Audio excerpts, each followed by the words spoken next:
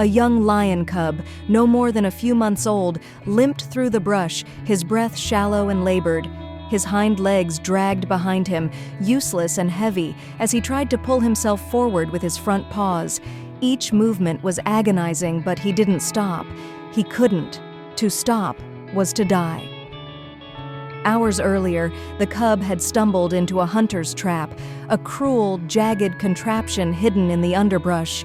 The pain had been instant, searing through his leg as the metal teeth clamped down.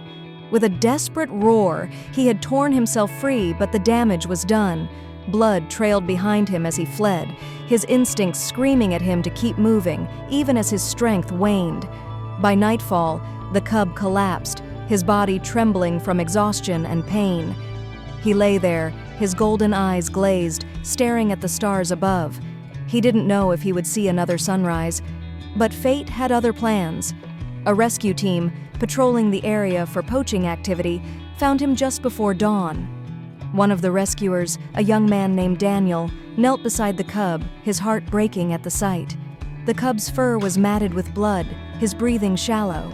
Yet, when Daniel reached out, the cub didn't growl or snap.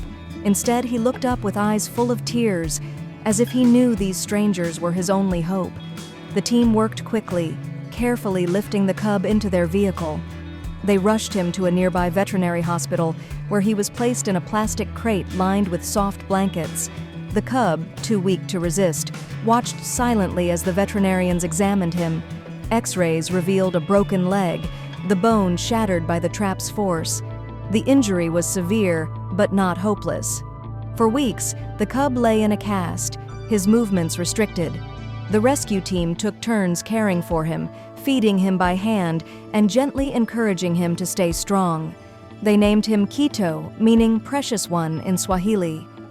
Slowly, Quito began to trust them, his once fearful eyes softening as he realized these humans meant him no harm. When the cast was finally removed, Quito struggled to stand. His legs wobbled, and he often fell, but he never gave up. The team cheered him on, guiding him through daily exercises to rebuild his strength. 2 months later, Quito took his first unsteady steps. 6 months passed, and Quito transformed. The team watched with pride, knowing the time had come to let him go.